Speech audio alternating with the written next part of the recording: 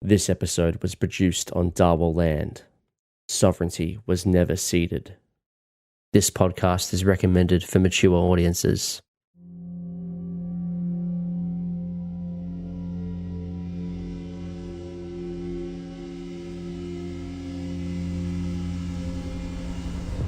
You see what you did?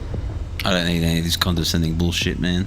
You're constantly making mistakes. I think I might just go fucking home, eh? Alright, sleep well. Apparently no one's been paying their bills, including our friend Thomas. And yet, we see lights on inside. I knew I wanted to see this place at night. I think what the kitchen hand sort of says to you as he looks up at you and he says, "Tell me, have you seen the yellow sign?" Oh, god damn it. He just can't switch off. And he will get up and go back to the apartment on his own without condescending handler with him. You walk up the staircase. You see the Melbourne skyline light up at you. Well, I don't think there's 10 floors. Good.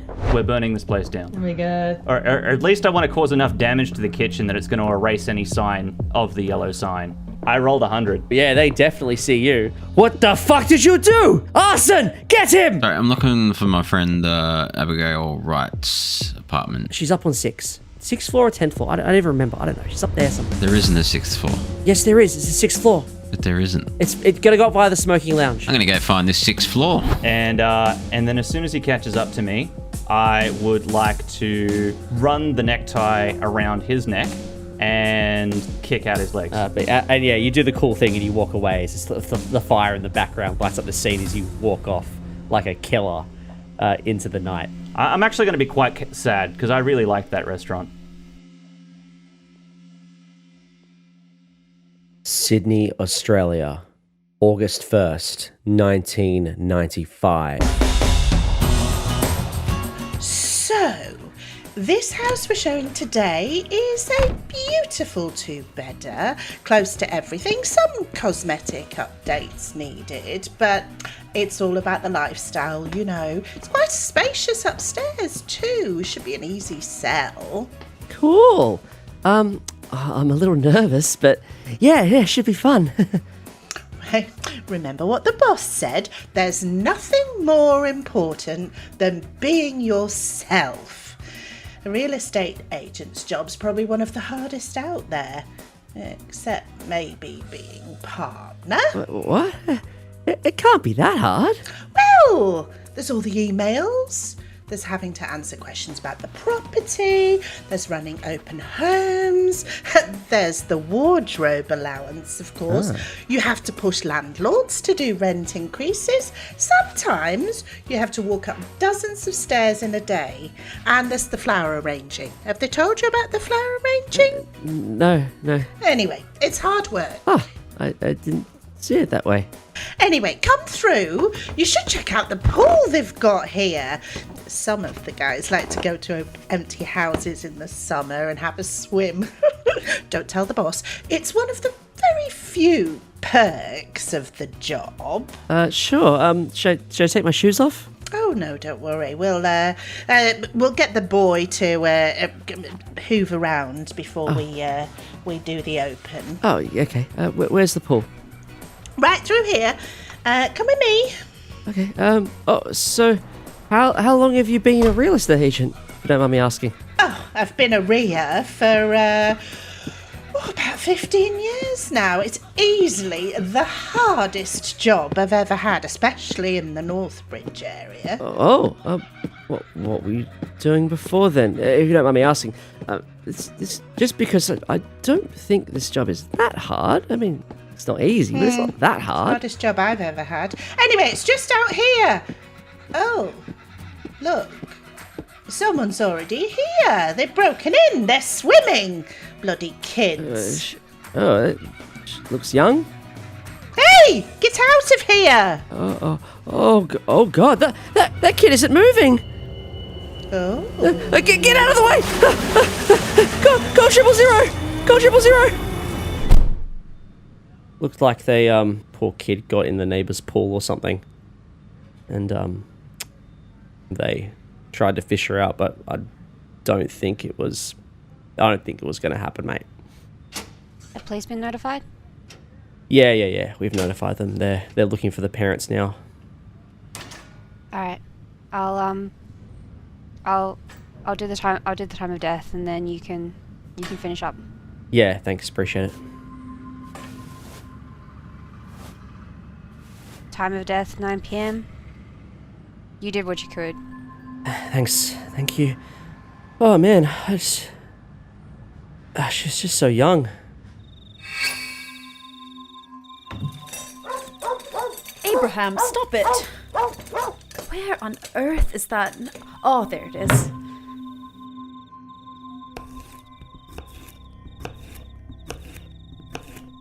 Ava. Yes, Dad? What? Dad? I need the knife, Ava. Why on earth are you dressed like that? That's how the others are dressed. The others? I don't see anyone else running around in a mask and a cloak. You don't see them like I do, Eva. Maybe you should put the mask away. Dad, you're starting to scare me. Truth leads us. Truth leads us. What was that? Truth makes us. Truth makes us. Truth frees us. Truth frees us. What the hell is going on, Dad? Give me the knife, Ava. I won't ask again. No, Dad, I can't, please. Give me that! Oh, get off me! Let me go! All right, now, where is it? Dad, come back! Where are you going? Where are they? Where are they? Dad, where is what? The tunnels, Ava. We're looking for the tunnels. Dad, you're mad. I've got a meeting to go to. You wouldn't understand. Where are you going? Where are they? Where? Stop, Dad! Please, Dad, where did you go? Abraham?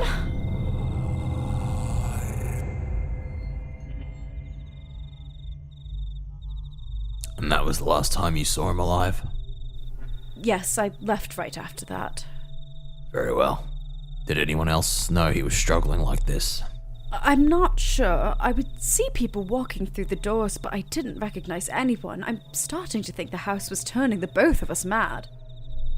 Do you have anywhere you can stay?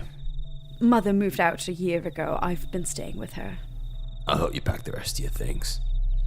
And we might need to get a priest in here to bless the house as well. Where are they? Yes! They must be around here somewhere. Where is it? Tell me. Are you alright? You! Show me where the tunnels are! Please. Show me! Where are the tunnels? You're useless! You're useless! Get out!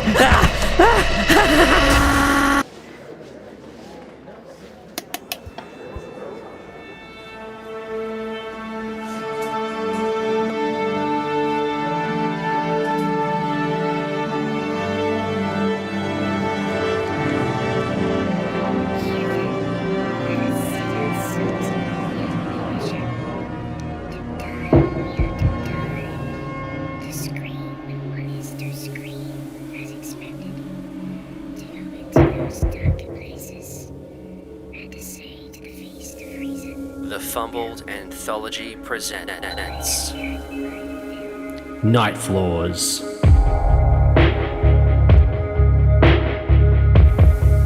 A Delta Green scenario written by Dennis Detwiller as part of the Impossible Landscapes campaign. Adapted for Call of Cthulhu 7th edition. Starring Matt Connor as Agent Cormac Neumann. Dannielle Green as Sergeant Lisa Bennett. Liam Braid as Council Ranger Archie Evans. And Kelly Ann as Senior Constable Sally O'Connell. Alex Green is your keeper of arcane lore, and everyone else.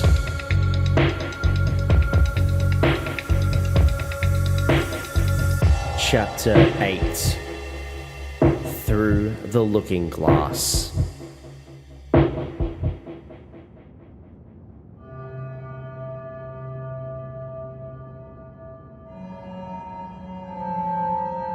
Sally and Lisa, as you're going back down the stairs, you probably hear two people having a conversation in the hallway.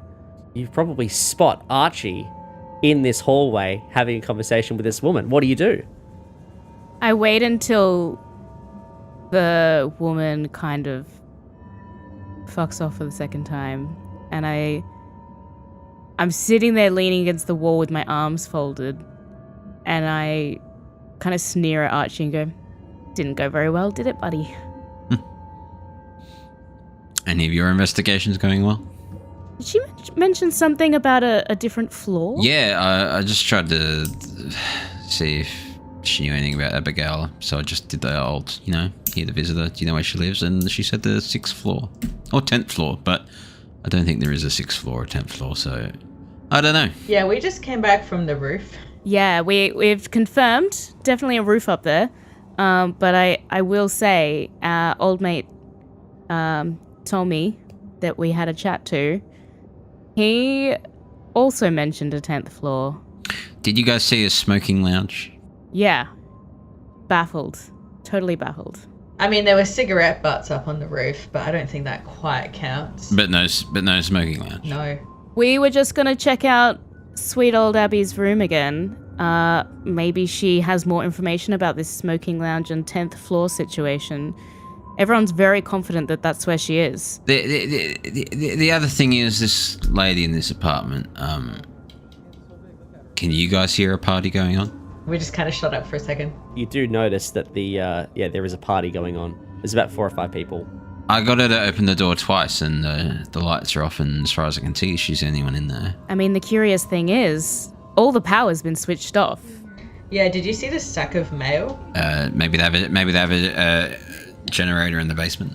Maybe. Surely. Yeah, that or they have a really long extension cord to next door. Well, I mean, I see it either 2 ways. Either we're not seeing things correctly, or the people in here aren't seeing things correctly. Yeah, I'm inclined to believe the latter. That guy Thomas was crazy. Maybe there's asbestos in this building or something. Everyone's had a little bit of poisoning. We're all a little bit loopy.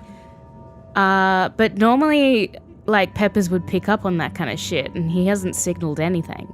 Well, I don't know if I told them this. But Archie's plan was to just actually stay the night in Abigail's room, because he's very curious about all this time disturbance stuff, and he wants to see by the time he leaves in the morning if anything's gone loopy. I don't think we would necessarily stay the night, but we potentially leave you in there. So. Seems like a lot. No, yeah, he wouldn't tell you that's what his plan is. He didn't even know you'd be here, so... I think there's this cute, awkward silence between all of us, and then we just go like, so we were hoping to check out Abby's room again. Do you want to join us? Sure, but the curious things in this building seem to be in everyone else's apartments, too. I mean, you're more than welcome to go back to dear Tommy's room. He's not in there. He's intubated at the hospital. Why? So, something great happened on the way to the station. Sally? Yeah, Thomas was being taken in another police vehicle, and partway through the drive back to the station, he appeared to have some sort of, I don't know, break, and started smashing his head into the ground. And he was pretty severely wounded, had to be taken by ambulance to the hospital, in surgery, intubated. His face looks like Nonna's bolognese at the moment. Pretty horrific. I don't want to tell you guys how to do your jobs, but I feel it would be prudent, considering someone's still missing, to interview everyone in the building. Not because of she's missing, but no one in this building seems to have their wits about them. Yeah, but we are not psych officers, Detective Hook. We are police officers. You don't need to be. I don't need to be a psych officer to know that that person just said there's a 6th floor and that there isn't. And we are police officers again. So it is not our job to police their minds. It is our job to uncover crime. You don't have to police their minds. You're putting on a front, aren't you? Just put it on a front. Well, you're just saying, oh, no one's in their right mind, but it's like, well, That's not against the law to be not in your right mind. And sure, it may be part of our schedule eventually to interview everybody, but at this current stage, it is 12:30 in the bloody morning, Mr. Hook. Probably not the best time for door knocking, but we'll definitely get on that tomorrow. Look, you can keep searching a room where no one is, or you can ask everyone in this building what they know, because what they know seems to be wrong, but not for the right reason. Yes, and like I said, the latter of those two options are not quite conceivable at this time. So I'm going to do the former, and I'm going to rummage. And that is what I'm going to do. You may wake everyone up and cause a ruckus if you so wish. But I am going to one of the rooms that we have already been to and already have clearance to be in. And I'm going to investigate and look for some fucking clues. But by all means, go be a disturbance until the cops are called to take your ass out. You didn't listen to me at all. Anyway, thank you. Have a good night. Lisa rolls her eyes. I'm going to not follow them then. I'm going to head upstairs to the roof like they did before.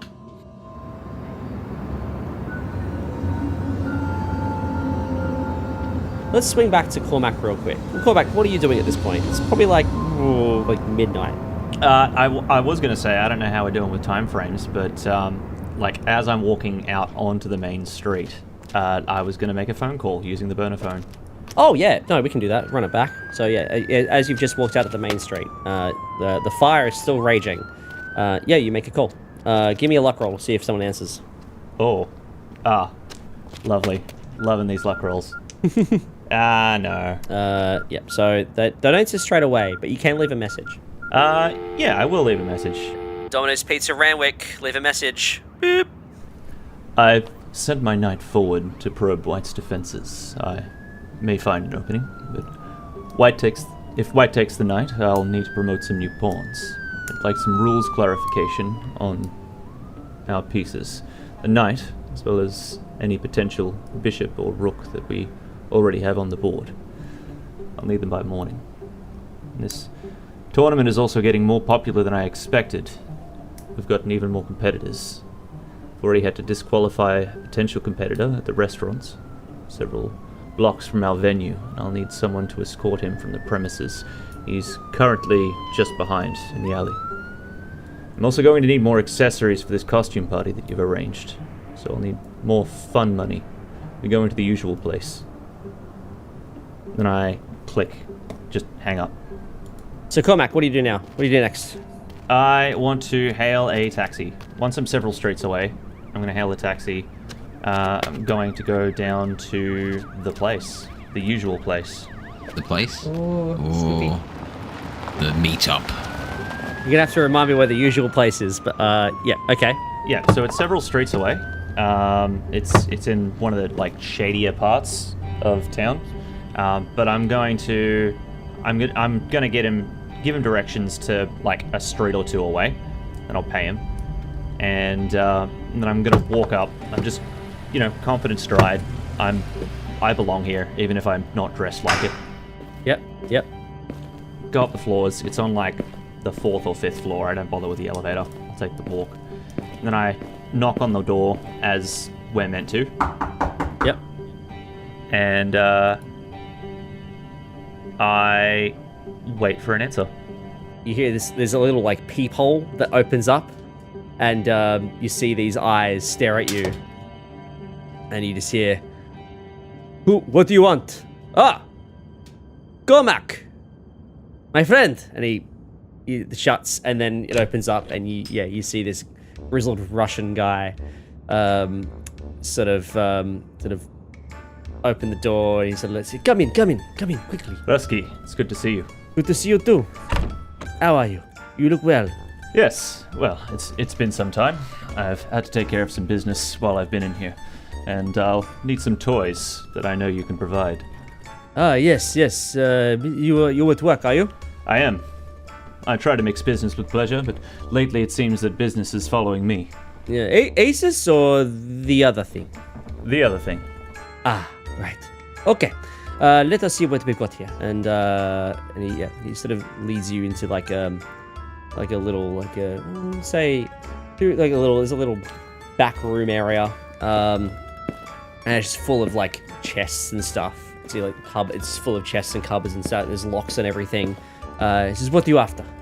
I'll need some more things to sell my federal guys to start with. Mm-hmm. Sure. I'll also need tranquilizers, cyanide, and I'd say 6 or 7 doses of heroin. Heroin I can get. That should be straightforward. Cyanide a little tricky. You might need to do a luck roll to see if he's got any cyanide on hand. Loving these luck rolls. Can you ask them from me before I spend it all next time? I made that luck roll. I got a 3. Let's see. So he like puts it, gives you like, there's like a bunch of like oxycodone, which he just sort of drops in front of you. He probably like pulls out like 6 small bags, and he drops them in front of you. And he also pulls out like, he's like, let's cyanide. Do I have? Oh yes, here we go. And he was like a couple of pills of cyanide, and he drops in there as well. And tranquilizer. I have ketamine. Yes, ketamine will do. Something, yes, for unconscious, not the other thing. That's what the cyanide is for. Oh yes, yeah, ketamine. Yeah, here we go. This'll do the trick. Hands you the ketamine. And a 38. A 38. Okay. Let's see. Police standard, or want something a little more risque? Standard. I'm trying to sell the image. Ah, okay. Let us see. He sort of like opens up a cupboard. It's got all these guns in it, and they're just sort of like lying around on the ground. There's like, it's just like they're like, there's no bullets in any of them. So he's just like pulling them out. It's like he pulls out like a gun that looks like a 38. Like, no damage. Okay, yeah, this will do. You want bullets? Of course. No, just hit people over the head with them. Yeah, of course. That is the main way people kill people in this Call of Cthulhu. Yeah, we got bullets, and he probably just it's literally just like a bag, like a plastic bag of bullets, and he hands it to you. It's not even in a box. And he says, "Okay, how are you paying for this?" Cash. I'll pull out 1,000, and then just like, I think we have this mutual arrangement that he's not going to fuck me over, and he'll just take what he needs for it. Oh, he's probably going to take all of it. He's like, the gun itself is 1,000. What are you talking about? Yeah, okay, no. How did you get a pistol? In Australia? Yeah, okay. I've got 1,000 from Marcus, and then do you want me to make a credit check to try and get the rest? Yeah, I'll probably need a credit check to get the rest. Otherwise, you probably have to choose of which items you want to take. I'm 1 off from a hard success. Does the hard success matter? What's your credit rating? 50? 40. 40. No, I think a regular success would be enough, provided you also spend the $1,200. Yep, that's fine. I'm getting more tomorrow. Well, it's going to be at least $2,000 at least.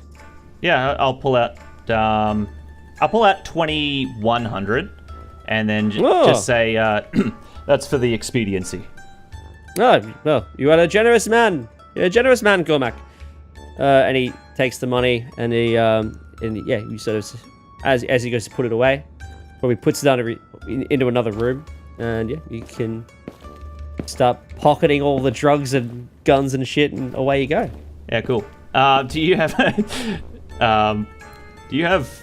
Oh no, I'd still have my suitcase with me, wouldn't I? Yeah, you have your suitcase. Yeah. Yeah, cool.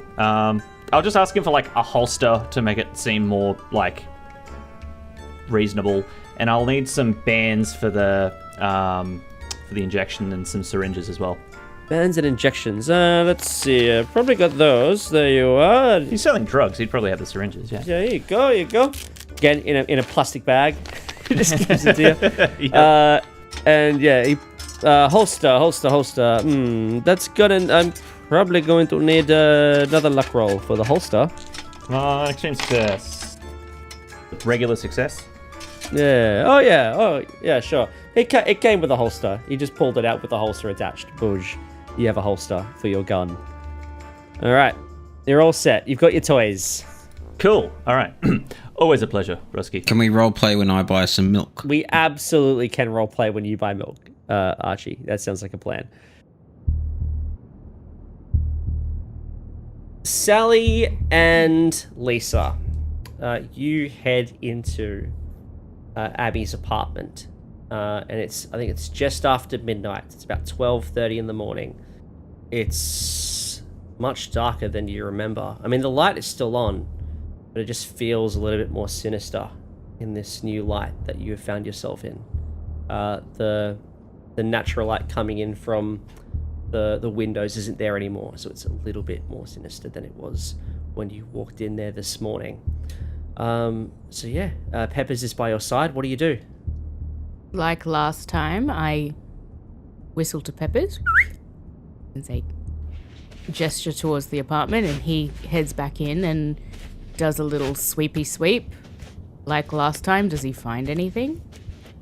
Peppers doesn't seem to react to anything. You're just sniffing away. Useless. All right.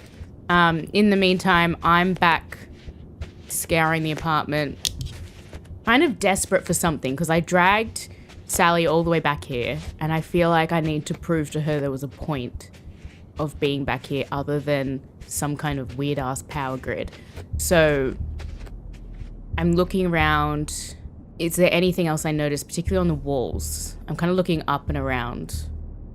Probably the first thing you notice when you walk in is that it seems as though Archie and Cormac had done a bit more searching after you'd left with Thomas Manuel the first time.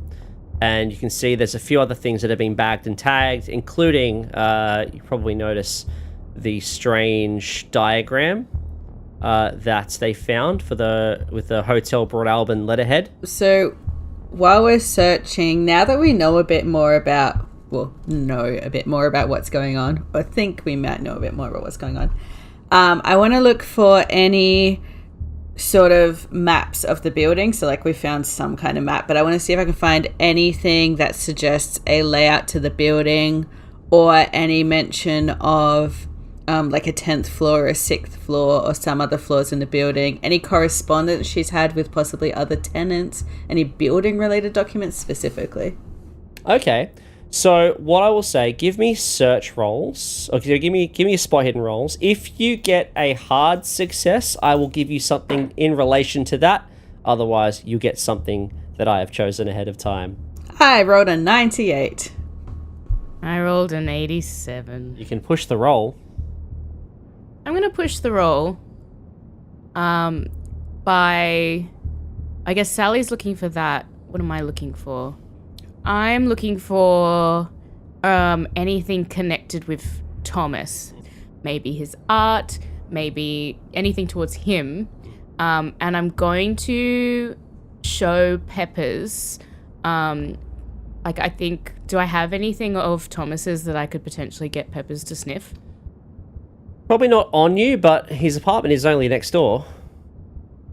Can I nip into his apartment and get like a shirt or something and make like him sniff it, or am I gonna find something untoward if I walk into Thomas's apartment? I think if you if you're gonna go into his apartment, do you go into his apartment? Yes. Yeah. Okay. So you cross the hallway, you open up the door, and yeah, his apartment is as it always was, just as you left it. Doesn't appear to be any spooky things happening in here. Great. So I go to potentially like a bedroom and try and find like some kind of slept in shirt or his pillowcase or something, and I give that to Peppers to sniff and whistle towards Abigail's apartment, trying to find something connected to him in there. Okay, give me a spot hidden roll. Sally, you going to push the roll as well?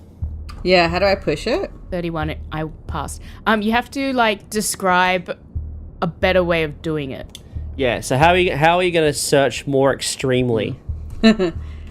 I'm going to go to the walls and kind of systematically like scour, looking column by column almost. And it's really difficult because it's like layers and layers of things that look as if they've been built up over decades. But I'm laser focused on looking for, any mention of the apartment building, the 10th floor, the 6th floor, any kind of diagram, schematic, anything that might give a hint as to what's going on up there. Okay, yeah, give me a spot hidden roll. It's much better. A hard success. Fantastic. All right. So both of you passed. Fantastic. So what happens? We'll start with Sergeant Bennett. So you probably find some underwear that you think looks like it's been lived in a bit. You give it to Peppers to sniff, and do you say anything? Like, do you have a little signal that you give to Peppers when you want him to search for something or to trail something? What do you do? Yeah, there's just like a specific whistle and nod in the direction, aka Abby's apartment, and then Peppers is to go ham on that scent. All right, Peppers sniffs it. You can see his little tail start to wiggly waggle as he gets excited, and yeah, he starts not running, but like trotting out the door, and he starts traveling upstairs. Do you follow? Absolutely. Yeah. Okay. You start following Peppers. Meanwhile, Sally, you're in the apartment, and you are looking around for specifically schematics of the building or anything like that? Or mentions of other floors, yeah. Okay. Hard success. I'm going to give you 2 things. So the first thing that you find as you are scouring through is... you're looking for things that mention other residents? Yeah. It looks to be a segment of a play. And there's a mention of a smoking lounge, a large parlor on the 4th floor. In the room are the dog, Thomas, and Michelle. So Thomas, you probably assume, is Thomas Manuel. I don't think you've heard of Michelle. I don't think you've heard of the dog. Enter Mark Rourke. You've never heard of Mark Rourke either. Mark said, Mark, Abigail is gone. She moved upstairs today. And? Says Thomas. Mark, I miss the kid. Michelle. Her dad, that pig, came around. She doesn't like you, Mark. No one likes you. Anyway, she ran off with that salesman. Everyone knows it. Mark, fuck you cunt. Thomas, come on guys, come on. The dog barks. Someone is heard coming up the steps. A loud racket reverberating up and down the staircase. Mark, who is that? Everyone stops to listen. Michelle, who could be down there? Who is that? Mark steps to the doorway and leans in to look down the stairs. Hello? Hello? Enter federal agent. What's your initial reaction to that? I, suddenly feel cold chills because I can see that this is like, it's telling us about where Abigail might have gone. It's telling us something about what the residents are doing, what Abigail's been doing. She should be up on the 4th floor.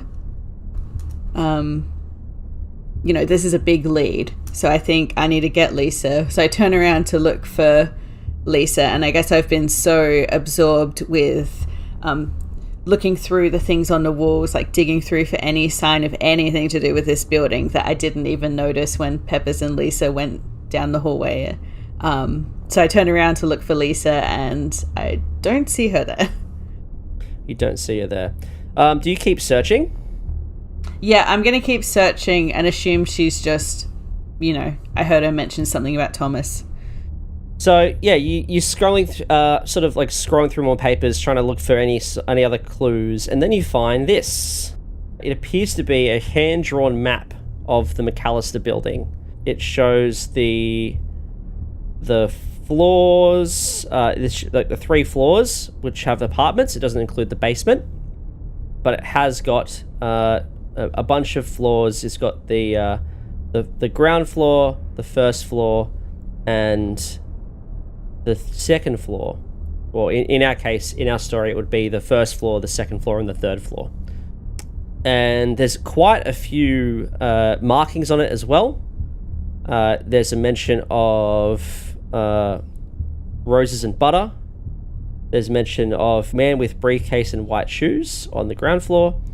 It also mentions the parlor, Mr. Castaigne, which I think you might recall Thomas mentioning a Mr. Castaigne, the night manager. And then it says night floors in red ink. It appears to be where the roof access would be. But also in a different part, there's an arrow that says to the night floors, so now I'm confused. Also, it says dead guy, and that confuses me, and is where my eyes went immediately. Oh, I read Peas guy. I don't know why. Yeah, well, it also says dead guy. Dead guy, Mr. Dead guy in mask. Dead guy in mask. Oh, in mask. Yes. Yes, and it also says there's looks to be another entrance to these night floors from an apartment on the second floor. And with your crude knowledge of the building, it looks to be the same. It appears to be the same floor that you saw Archie talking to that woman, or the same apartment building that Archie was talking to that woman in. Okay. I find this map. I'm lifting up pieces of just complete rubbish, what looks like to be a shopping list, an old ticket to a play or something like that. And then I see like the corner of the map poking out, so I tear it off the wall, perhaps a bit quicker than I usually would. It does get, a little bit torn off at the edge. And I see, it's saying the night floors, and the night floors in the smoking lounge, mentioning the 4th floor. I can see that, this is where we need to go.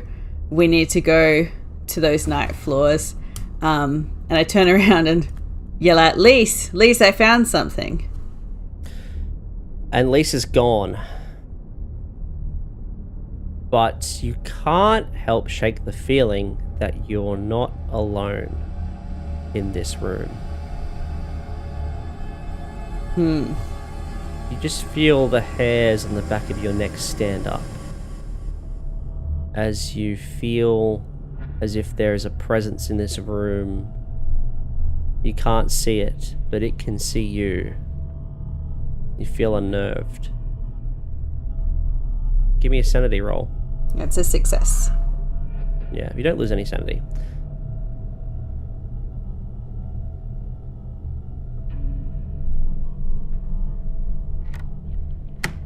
Cormac, you have made it back to your apartment.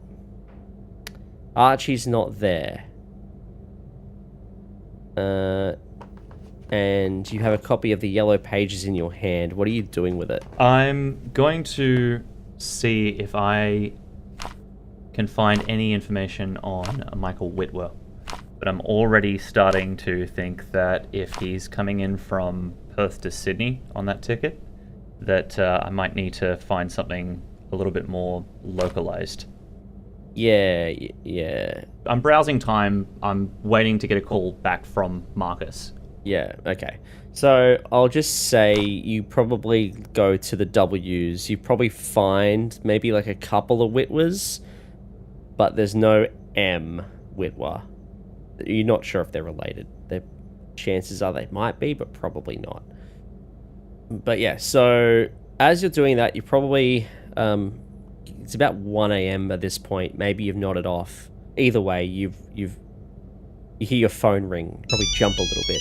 Probably weren't expecting a call at this hour. Sorry, when I say your phone, you hear the burner phone ring. The burner phone, yeah. Yeah, the burner phone's ringing. I'll answer it, but I won't answer. You know what I mean? Mm-hmm. I'll wait for them to talk. Yeah. So you put the receiver to your ear, and you hear, "Hello? Cormac, is it you?" This is the secretary line for Ludian's Gaming. I'm afraid we're out of office. Shut the fucking crap, Cormac. Right, listen. Okay? Are you safe? You in a safe spot?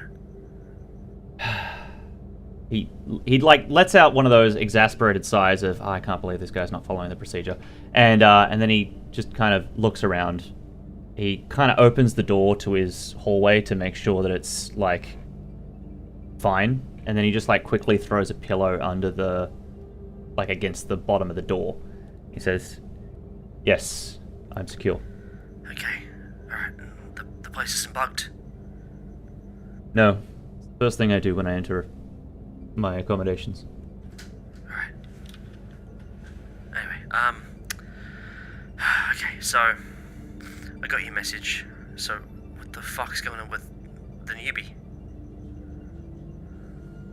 What's going on with him is that nobody did a pre-check on him, because not only has he been completely belligerent, but he has been compromising our actions at every single turn today. Well, of course he's belligerent. They did come up in the files. That's why he signed with you. You're supposed to fucking whip him in the shape, Cormac. And I'm meant to get a file on him. I should have had that before I arrived. That's the procedure. Alright, give you fucking procedure. Alright, sure. I'll find a file, alright? You'll get a file in the usual spot. Alright? Not just him. What do you not just him? Who else? Look, the situation's been exacerbated. I don't know what this is.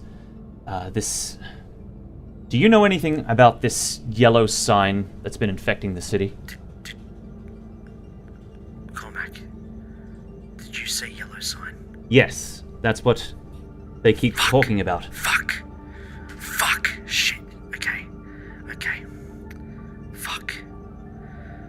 This got complicated. This got real fucking complicated. Alright.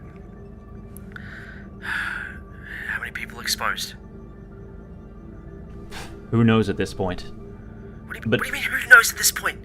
Are you fucking serious? This new dog that you got me was exposed straight from the get-go. Ever since... And he takes a second. Oh, fuck. And it kind of clicks for him. Like, just then. Ever since I saw that clown in the park. You saw a clown in the park? Yes, it was that vision I was telling you about before you ran away. Oh, shit. Right, okay. Whatever this is, it's connected, and it's already affected Archie. Fuck, okay. Alright, so...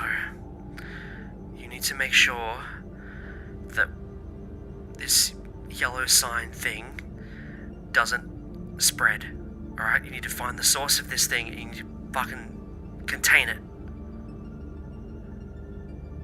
Shit. Shit. The way you're saying this, it's like we've done this before. What is the source, normally? It's a book. Like a play. A play, a book. I can't imagine this is just a play that you'd find at the library. No, it's not. Several governments have tried to repress this thing for a while, but... fuck, this isn't good. We've had other outbreaks in other places. Tokyo, Boston, now Melbourne. Alright, how are they contained? We find this book and what? Destroy it. Destroy the book. Destroy it. Alright, simple. Yeah. Where is it normally found? Anyone could have it. Is anyone... Did you see one in Abby's room or something? Archie found a piece of the play. Okay. The play itself had a script, and the script was saying what these two officers, the locals, that a conversation that they were replaying. I didn't see the paper. Archie showed me. Okay. Where is it now? The newbie has it. Is he gonna destroy it? Well, this is the first information we've heard about destroying it. So Okay. Destroy it. It needs to be destroyed. Anything with a yellow sign, anything in reference to a play, needs to be destroyed. Well, if you see it on the newspapers, that's exactly what's happened to the Cock and Clam. Wait. You say the cock and clam? Yes. The chefs. They were already spreading into the kitchen, so I had to take care of it. Oh, fuck. Okay. Alright.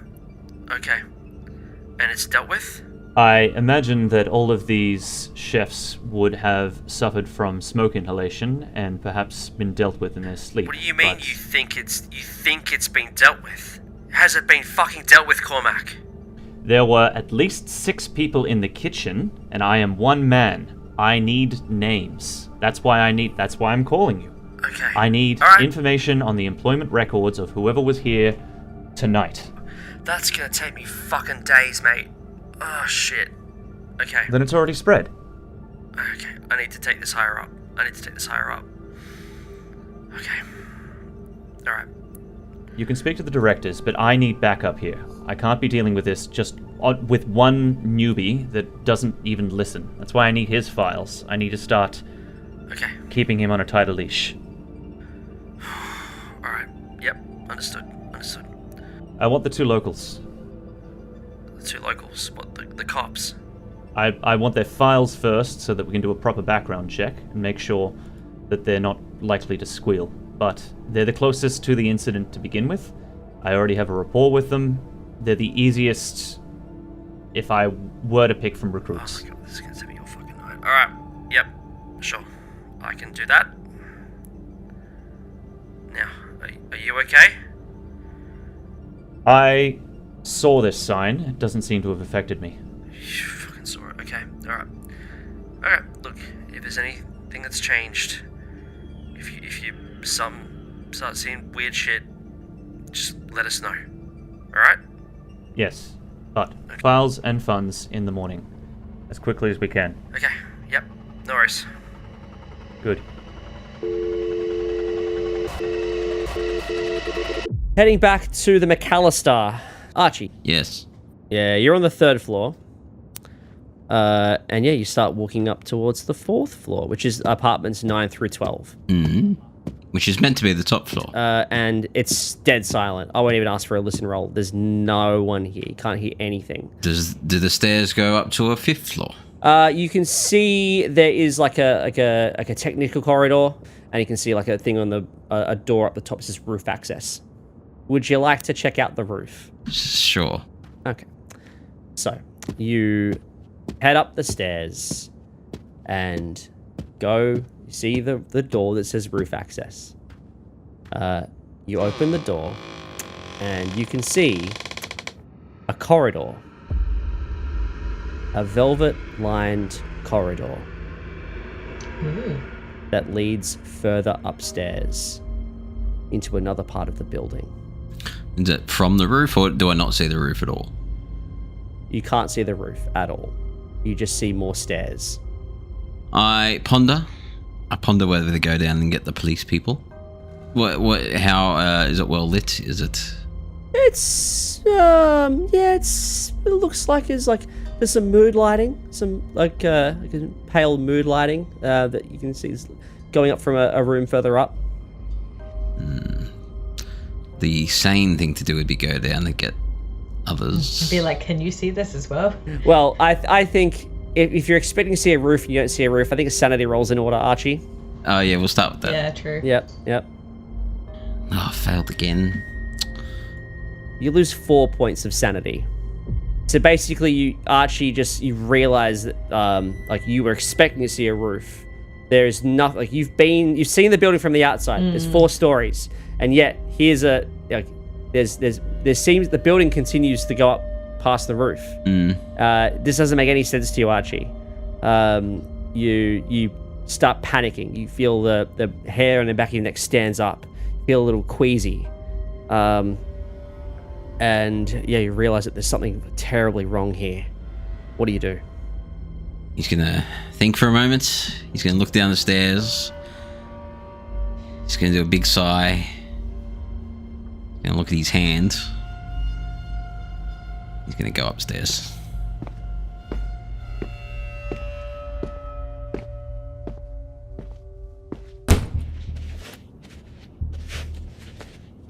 Lisa, you're following Peppers up the stairs. You follow Peppers onto the 3rd floor. So yeah, up to the second floor and then up to the third floor. And then Peppers starts scratching at the door to the roof. Peppers is trying to get back on the roof. I kind of roll my eyes at him and I'm like, oh, you never let me down, mate, but we've already been up here. And I open the door as I say that. Yep, and you open the door and you are once again met with the Melbourne skyline. Peppers continues to, I guess, Peppers probably runs like maybe like a couple of steps up onto the roof and then just sort of circles and then probably tilts his head like he's confused and then heads back down and starts sniffing. And it appears as this is where Peppers has lost the scent. I think I'm just frustrated by that and I'll like whistle for him to follow and I'll trudge back down towards the original apartment. As you head downstairs, like the way that we head back onto like the third floor landing.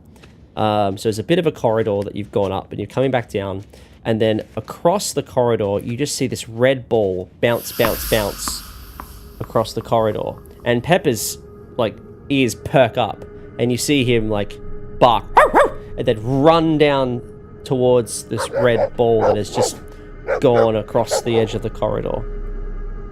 It's gone like along the door frame and it's just pop away.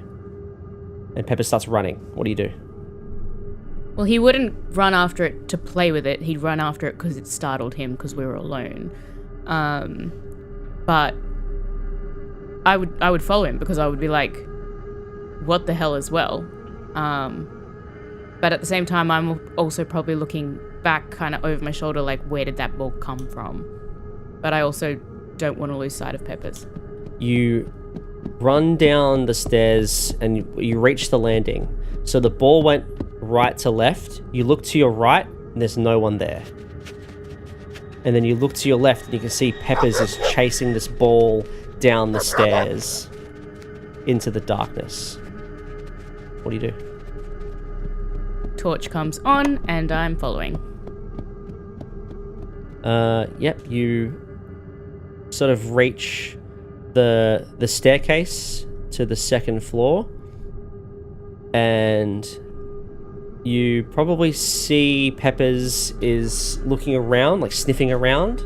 Maybe Peppers has lost the ball, you're not sure where it's gone. Or he's not sure where it's gone, so he's still sniffing around. You can see he's panting, he's tails up, he's looking for this ball. And then as you're standing there, are you going to Peppers? Are you sort of watching him from a distance? What do you do? I'm probably like 2 or 3 meters away from Peppers. I don't need to be next to him, but I'm scanning the room with my torch because a cop investigating a scene is always on. And I'm more kind of looking for the ball too, but also looking for the source of where that ball came from. Even though it's probably the other direction, but like, yeah, I'm just kind of looking around the room with the torch. You definitely don't see anything. There's no way to see anything. Now Peppers is looking at you, I guess, for the next command. You can also give me a sanity roll.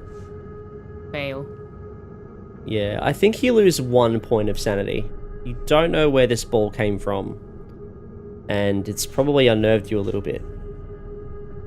I think it unnerved me as well because not much breaks Pepper's concentration, and he went for that ball. And I was just like, why?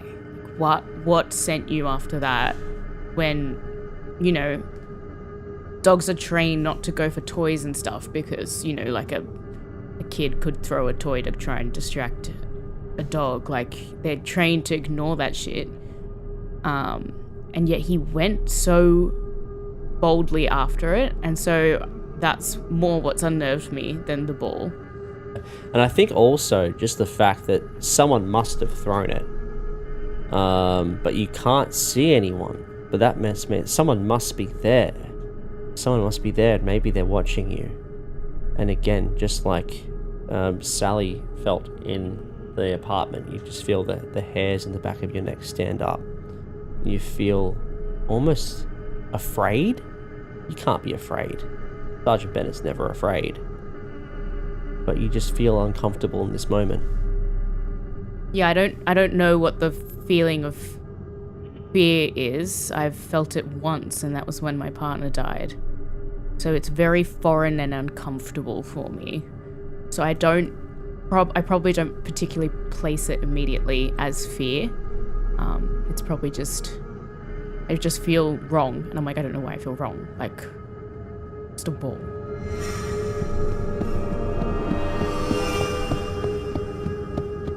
At least I found something.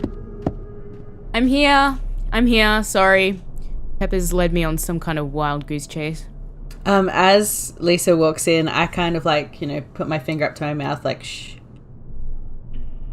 Lisa, I think we need to sweep the apartment.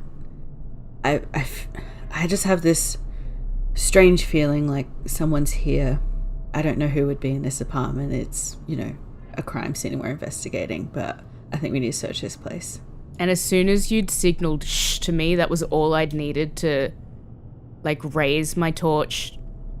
You know when, the classic cop stance of gun and torch crossed at the wrists and they're, looking around with it? That was all I needed to whip that out and get my gun up and get my torch out. And while you're, whispering that you don't think we're alone, I'm already scouring the room. Purely because I did not leave you in a shh kind of state, and now you are shushing me, and I'm like, what's up? So, can we spot hidden and see if we can see anything unusual? Yeah, give me a spot hidden. I'm going to follow through the apartment, mirroring Lisa's movements as we go to kind of, systematically search through, this room, the kitchen, the bathroom, wherever. I got a 57. I'm hoping to spend luck. I got a 3. Oh. I think a 3 is an extreme success. Do I need to spend luck if Sally is that lucky? I would recommend you spend luck. Alright, I'm going to spend 17 luck to make that a success, please. So you both start scanning this apartment. So you're currently in sort of the main room, which is what you think is the living room. Obviously there's no furniture in here at all. It's just junk. You move into the kitchen, and again, just more junk. And then you move into what you think is the bedroom, and just on the threshold of the bedroom in the kitchen, you spot down on the ground, it appears to be dog poo. It's a little bit grey, it's had some time to, I guess, dry out a bit, but not that much. You can't smell it. The strong smell, but it's definitely not Pepper's. It's quite a large bit of dog poo. It's definitely bigger than what Pepper's normally does. Pepper's a big dog. Yeah, but this is a bigger dog. Yeah, right. Yeah. I've picked up a lot of poo, and that is not Pepper's poo. It must have been here for a few days, right, to be that dry, or... Whoever did that shit is a big fucker. Pepper's is a German Shep. That is a big fuck.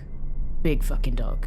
I assume we would have, had a bit of a look through the apartment when we were here in the morning. But, Pepper's has been through here several times. I feel like Pepper's would have... Yeah, he would have noticed, right?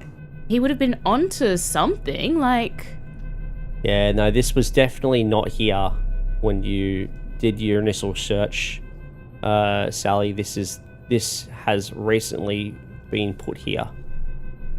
Also, Pepper's would have alerted to this. He would have seen a bigger animal as a potential threat. He would have told me, because I was scouring for threats when I commanded him. So I'm really confused as to how he missed this. Is Pepper's reacting to the poo? Pepper's isn't reacting to the poo. I think Pepper's would sniff it. Dogs get curious. It would sniff it, and then Pepper's just sort of doesn't really react in any significant way. Just continues following you obediently.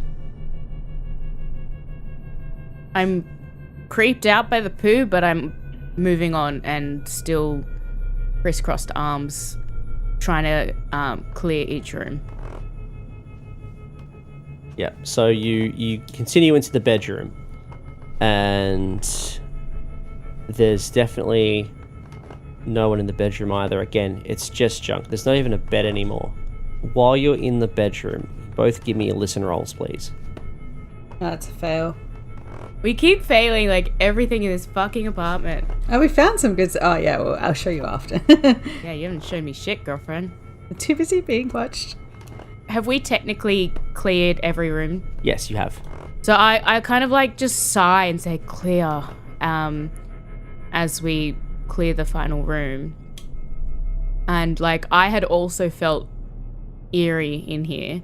So I'm not looking at you with like a can't believe you thought someone was in here, but I'm looking at you with like a disappointed like can't believe we didn't see anything. Yeah. So I'm more frustrated at like ourselves than at you, if that makes sense. And I'm just like clear. And I kind of like drop my arms. They're still kind of crossed, but they're just like in front of me now, dropped rather than outstretched. And I lean against the wall and just like just disappointed that we dragged our asses all the way here and all I've seen is a red fucking ball and Well, I shake my head, yes, feeling the same sense of disappointment and, put my torch and my gun back in my belt. I keep my hand on my holster though, because I still feel like there's something wrong. There could be someone here, something's clearly been here recently, but not recently. I don't know. I say, sorry, Lise, I don't know what's wrong. I could have sworn someone was here, something was here. But at least I did find us some clues, and I hand her the script and the map to have a look at. Interesting. This script, it says Thomas. Yeah. And it says Abigail, but it also mentions a dog, and you think it's the dog that we saw the dog poo from? Oh, maybe. And maybe this Michelle and this Mark are other tenants. It ends with federal agent. I wonder if one of those AFP fuckers knows something more than what they're letting on. But it says a smoking lounge on the 4th floor, and then when I look at this map, it says a parlor on the 4th, in the night floors. And that's the spot we went to get up to the roof, right? We must be able to get up there somehow. We are here at night. Far out. There's another... that says night floors, but then there's another thing that says to the night floors. Maybe to get to the night floors we have to go to that apartment? It's the only lead we have right now. Maybe we should have a little knock and see. Yeah, maybe we should just go there. That's where Hook was, right? Yeah, we saw him talking to someone there. Maybe he's the fucker who knows something from this script here. And maybe it's all just fucking fiction and someone really likes playwriting. I don't know. Alright, I think... Do you think it's too late to knock? I think we go check it out. If we can't get in for whatever, then we call it. But I guess we'll have some more searching to do here tomorrow. Only half an hour ago, they were talking to Hook, so... Yeah. I guess maybe they might still be up. I don't feel too bad about knocking. Whatever luck we have, great. And then whatever luck we don't have, let's just call it a night. Yeah. We're both tired. We're seeing things. We're getting spooked easily. That's just bad policing.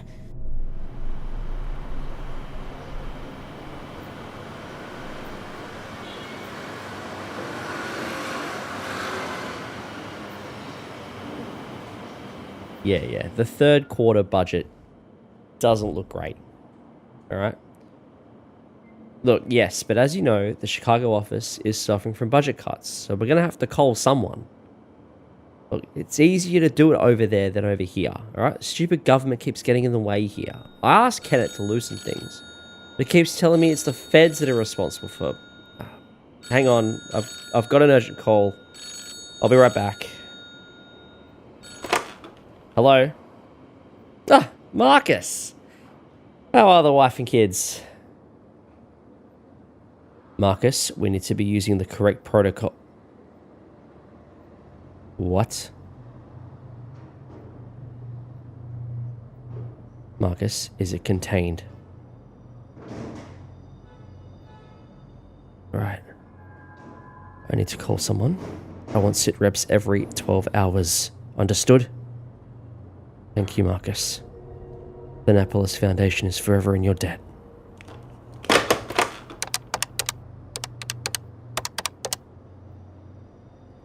Neil. It's Alan. No time for that. Listen very carefully, Neil. Static protocol. Yes. Logistics will be in touch. Thank you. Yes, hello. Unfortunately, something urgent has come up. I'm gonna need to drop out. Please send through the minutes when you can, okay? Thanks, team.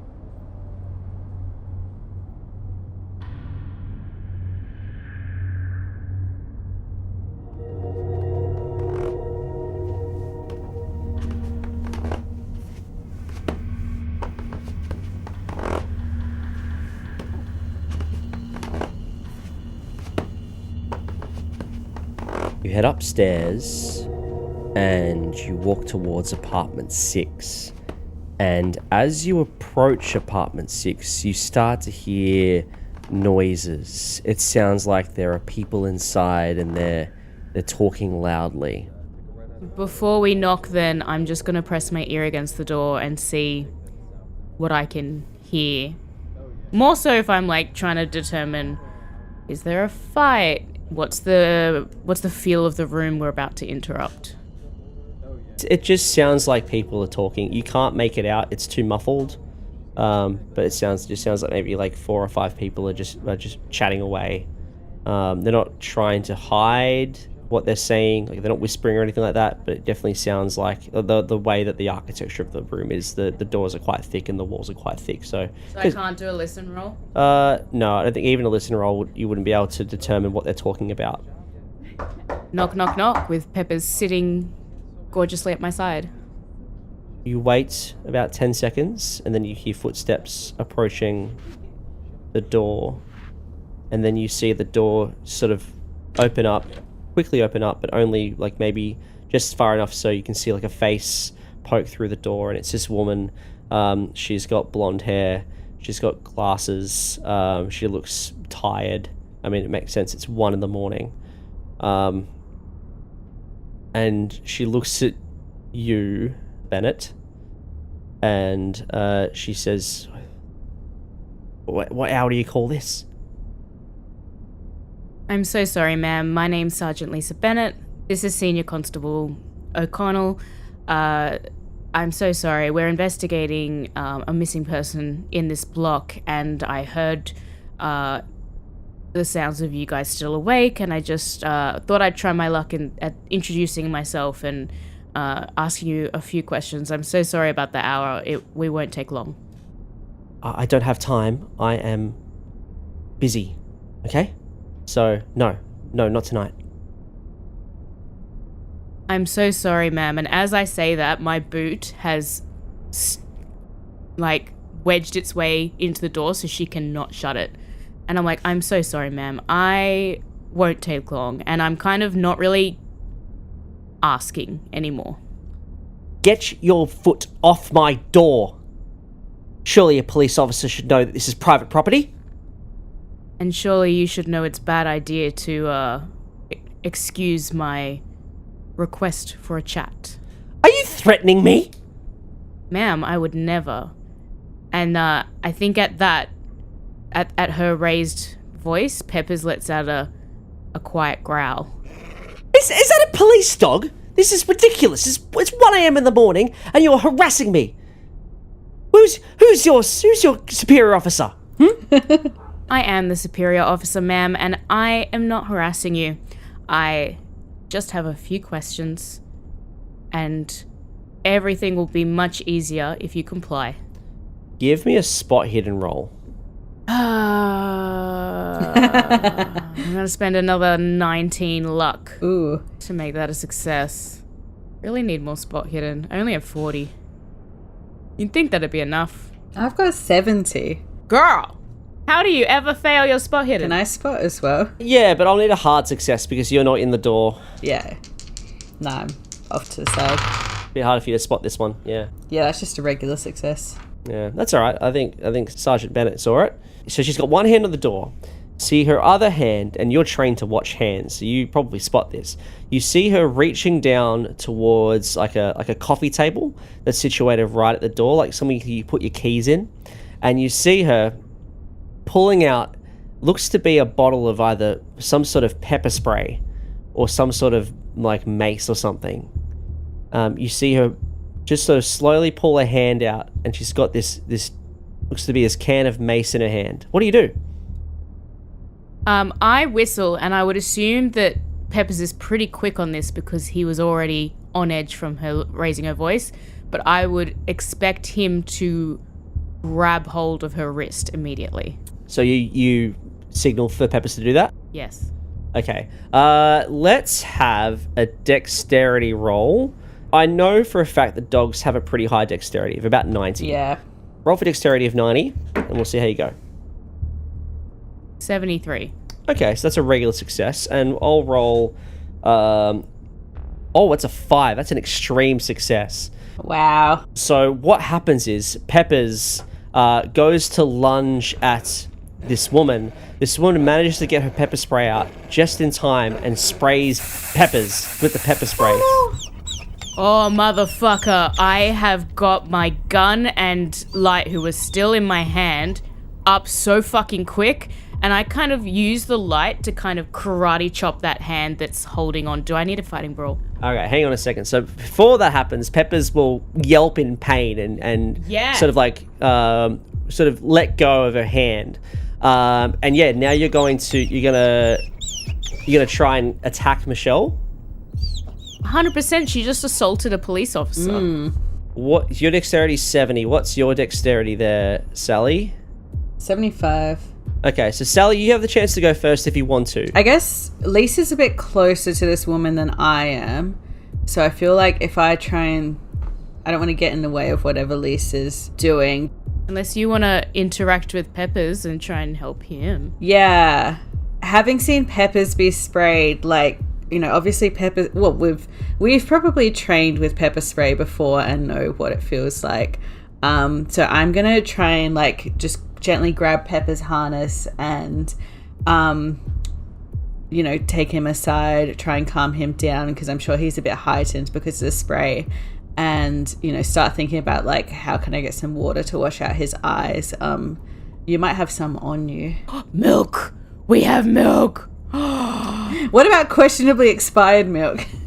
Expired. Look, I feel like a dog would not care. Wait, do cops carry any kind of antidote for pepper spray, or? No, you wash it out with water. Yeah, I'll kind of like take Peppers aside and, you know, kind of make sure I'm between Peppers and the woman and like soothe him a bit. I'd be careful doing that. Yeah. He's got no senses at the moment. He's upset and he's a police dog, so just be careful. Yeah. Sergeant Bennett, you're going to attack Michelle. She is probably going to try and mace you as well. So let's have fighting brawl rolls, please. Does she get any advantage for being behind the door and having, like, cover? No, but I'll give Lisa a bonus die because technically Michelle is now outnumbered. I got a 15. 40. Yeah, it's a fail. All right, describe him. What you do? So immediately, like, shocked, I've said, so one hand has grabbed her wrist that is holding the pepper spray, and the other hand has grabbed my torch, this heavy fucking maglite torch, and I have used my torch to whack down on her pepper spray hand to kind of smash her hand to force her to release it. And in the same motion as she's releasing that hand, I am twisting it behind her back and pushing her against the wall. Her front's against the wall. Her pepper spray emptied hand is twisted behind her back, and I've pinned her against the wall, and I said, "You are under arrest for assaulting a police officer," because Peppers counts as a police officer. And I'm just going to start reading her be quiet rights. And at the end I go, You fucking bitch. Michelle is going to try and free herself. It's her turn, so she's just gonna have. I think she'll take a penalty die. I'm assuming you're gonna try and hold her back. Yes, and I'd like to think that I smashed that hand pretty fucking hard with a mag light, which is gonna hurt. Oh yeah, so Michelle will take 2 hit points as you hit her hand and hurt it pretty badly. No, you assaulted me! You assaulted me! This isn't right! This is illegal! Help! As Michelle starts yelling out. I'd like to think at the point that I pushed her against the wall, the door has kind of been flung open, and I would like to think that Sally would have gone in to ensure that the rest of the room is at ease or clear or whatever, because so as my backup or my back essentially, while I'm pinning this woman, I would like to think that Sally has gone into the room with her gun and torch raised. Yeah, I'm gonna instruct Peppers to sit, hoping that he still maintains his composure even after having been pepper sprayed. He's probably just lying down, pouring his eyes, to be honest. Yeah. Poor guy. We'll definitely help him. But I'm gonna go into the room. We heard voices, so I want to do a quick sweep, see if I can see anyone. In the meantime, I'm gonna grab my handcuffs. I assume we have some kind of restraints from my belt, and start helping out Lisa, applying them to Michelle. Okay, so you both work together to handcuff Michelle. And then after you're finished, so is that when you start looking through the rooms, or are you doing that first before helping? I'm going to do a very quick sweep, just very quickly looking through, seeing if there's any people. Yeah, just checking for people. Because I don't want violence. Yeah, that makes sense.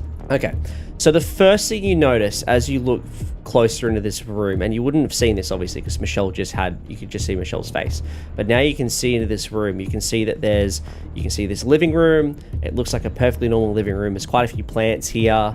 There's a TV on the east wall. Mm-hmm.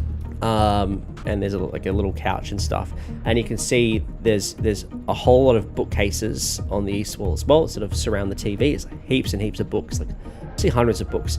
The north wall is missing. Oh. It looks as though the room continues on past where the wall should be, and it's just more like a hallway lined with books. And you can see in the corner where the north wall would be and the west wall is, you can see this archway of books that appear to have sort of these books that have been stacked in a way that makes an archway that leads into this sort of a darkened hallway thing in the corner of the room. So give me a sanity roll before you have a chance to assist with Sergeant Bennett's arrest. I fail my sanity roll. Oh no! I rolled a 97. That's not good. So you lose 3 points of sanity. You realize the architecture of this room does not make any sense at all on any sort of physical level. You're just sort of stunned into silence as you sort of look into this expanse.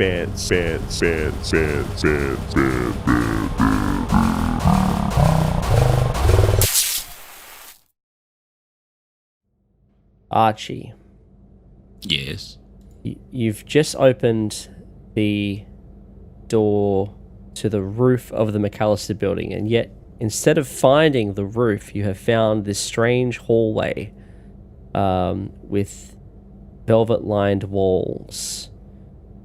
And you step inside, and you immediately smell wafts of smoke. It's sort of a combination of firewood and tobacco. Mm-hmm. And you can hear, it appears to be someone talking, maybe 2 people talking, you're not entirely sure. But they're quite loud and they sound a little drunk.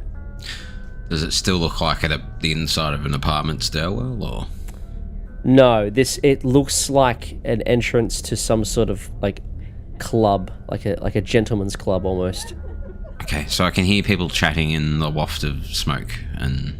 Yeah, you can hear people chatting, you can smell tobacco and firewood. Probably what you can see, the stairwell goes up maybe another meter or so, meter or 2 meters, so just above your eye line. And you can see it's sort of the hallway goes further in towards the building. Shrug. Not sure exactly. Should be on a rooftop. I'll follow the chatter. So the stairwell leads into like a short hallway, probably only a couple of meters. Then there's these 2 doors that sort of swing out and in. And as you approach these doors, the sound gets louder. These doors are wooden. They've got the sort of the half semicircle window that leads in, kind of like an old style saloon door almost. Very 20th century. So yeah, you push open the door. And you can see this large, inviting area. Looks like a turn of the century men's club. There's more velvet-covered walls. Looks to be some sort of wallpaper. You see 3 or 4 overstuffed armchairs of burgundy leather. You can see on one of the walls this large hearth that's burning, and that's where you can smell the firewood from. In another corner you can see a bar. There's see glasses sort of hanging from the top of the bar, unlabeled liquors and liqueurs, bitters, vermouth. You can see jars of olives, limes, lemons, oranges, all sorts of bar goods. And then there's this walk-in humidor on the opposite corner, and looking in you can see it's full of cigars. There's another wall that's covered in floor-to-ceiling bookcases made of elegant rosewood. You can also see a rolling stepladder that appears to be attached to this bookcase, and there's a rail that runs at the midpoint of the shelves. And it's just full of books, different hardcovers and all sorts of things. You can hear... Who's there? Hello?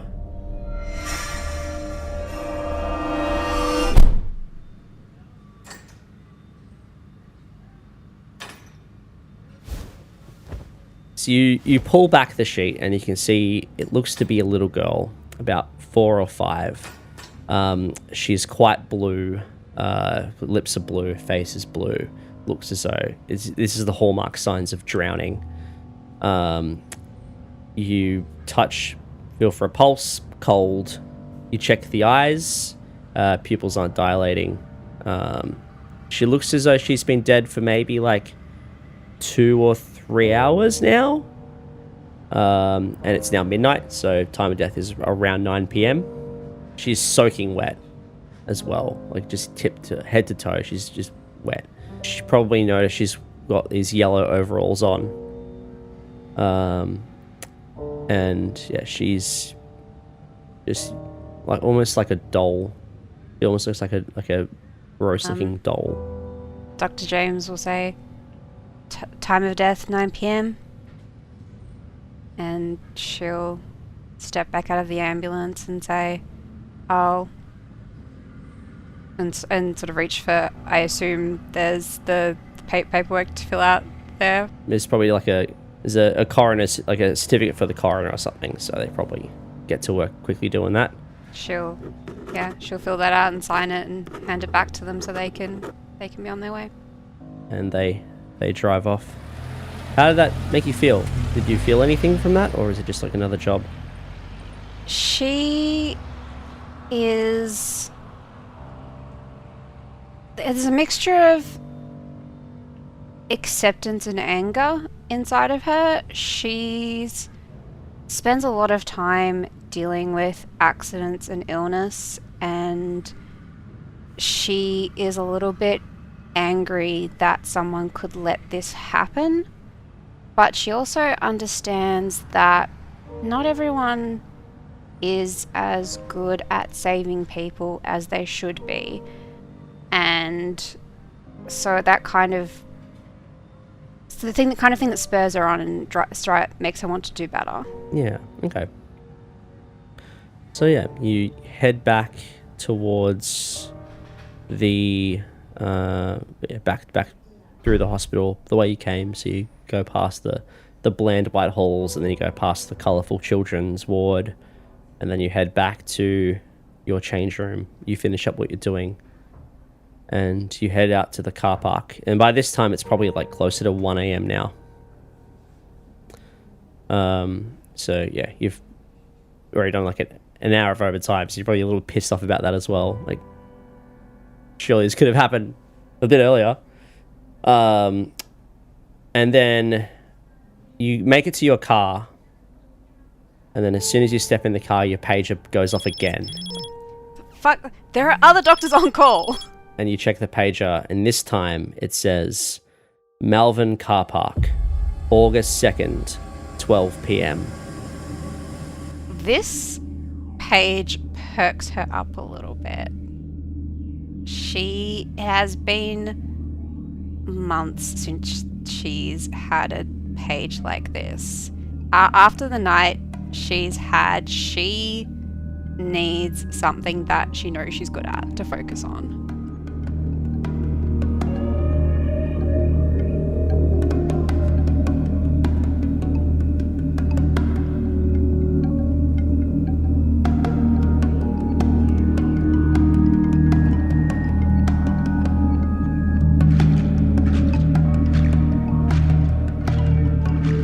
You have been listening to the Fumbled Anthology.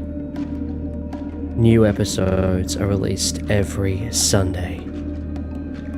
For more information about the podcast, you can check out our website, fumbledanthology.com. You can also find us on Instagram and on YouTube by using the link in the show notes. Join us. And if you're feeling extra generous, you can check out our Patreon via the same link. If you enjoyed the episode, please consider shouting at us from the void by rating us on your chosen podcast platform, or by leaving a nice review or comment. Every bit you do helps us grow our podcast. Thank you for listening. See you next week.